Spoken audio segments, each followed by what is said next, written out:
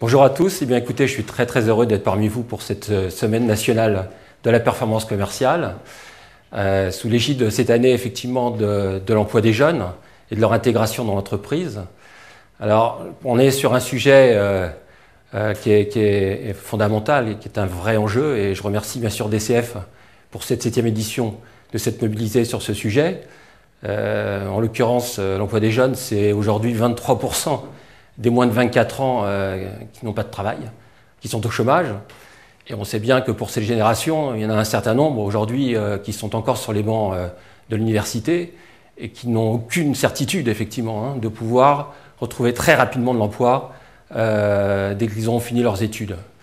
Alors, par rapport à ça, eh bien, la fonction commerciale elle se positionne merveilleusement bien, puisque c'est un des principaux pourvoyeurs d'emploi. Plus de 30% aujourd'hui des emplois sont des emplois commerciaux.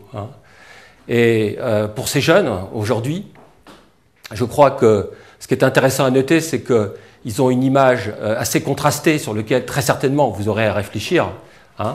Parce qu'à la fois, les activités commerciales sont des activités qui sont on va dire, intéressantes au niveau de la rémunération. Mais je dirais qu'en avant, peut-être, serait-il amené à mettre en évidence les opportunités, les nombreuses opportunités, les expériences qu'elle propose, l'autonomie qui est aussi sous-tendue par ce métier-là, le fait de pouvoir, évidemment, bien sûr, être dans la relation, qui est quelque chose d'extrêmement important pour eux. Et puis, il ne faudra pas perdre de vue aussi, bien évidemment, que pour ces jeunes, la fonction commerciale, elle présente quelques inconvénients pour cette génération Y.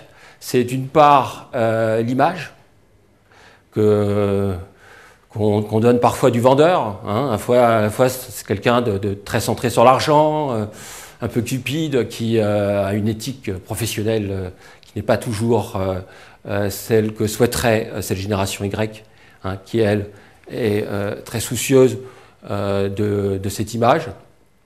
Et puis très certainement aussi les horaires, parce que cette génération Y, c'est pas une génération spontanée. Elle arrive aujourd'hui sur le marché, effectivement, forte de la culture, les conditions, le contexte socio-économique dans lequel elle a vécu. En l'occurrence, les 35 heures. En l'occurrence, bien évidemment, aussi le fait d'avoir vu préalablement leurs parents se retrouver parfois au chômage à 50 ans. Et donc tout ça, ça génère une relation de méfiance vis-à-vis de l'entreprise sur lequel des associations comme la DCF, bien évidemment, doivent travailler. Et votre événement contribue à valoriser ce métier. J'aurai beaucoup de plaisir à vous retrouver vers le début du mois d'octobre pour pouvoir vous présenter une conférence sur la génération Y. Aujourd'hui, on parle beaucoup de cette génération Y. Alors, la génération Y, on va faire simple, c'est tous les jeunes qui ont moins de 30 ans. Et ces jeunes qui ont moins de 30 ans, il est évident que dans les 3, 5, 7 ans, ils vont rentrer massivement dans l'entreprise. Et donc là, on va avoir une sorte de tsunami entre les baby-boomers qui ont mon âge et qui vont quitter l'entreprise pour une louable retraite, et ces jeunes qui vont arriver massivement. Et en quoi ces jeunes sont importants dans la réflexion concernant l'intégration des jeunes, bien évidemment, c'est qu'ils sont différents. Ils sont différents des générations précédentes, parce qu'ils ont été marqués par des phénomènes qui le sont.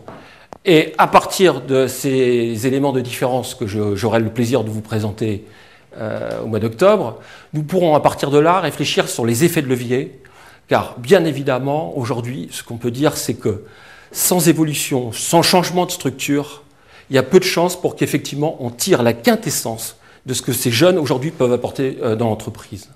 Ça, c'est des constats qu'on peut faire aujourd'hui.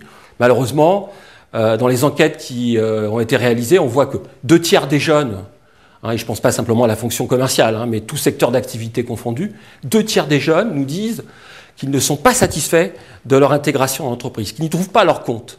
Et parmi ceux qui ont le courage aujourd'hui de quitter l'entreprise, sachez qu'il y a 71% de ces jeunes qui ne le font pas pour des raisons liées à l'argent ou liées à l'intérêt de l'emploi, mais bien liées à la relation avec effectivement le manager. Donc on voit que là, Il y aura une nécessaire adaptation, bien sûr, des structures en entreprise, mais aussi des postures du manager. Les jeunes, aujourd'hui, ont une relation au pouvoir, ont une relation à l'autorité, ont une relation au temps qui n'est pas la nôtre.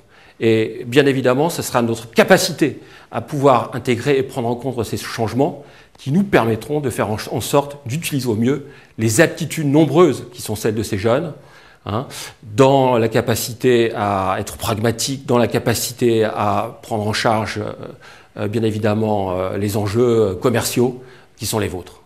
Voilà. Eh bien, écoutez, à très bientôt de pouvoir en discuter avec vous et d'échanger sur cette problématique qui est une problématique au cœur de nos enjeux, j'allais dire, d'entreprise, mais aussi sociétaux.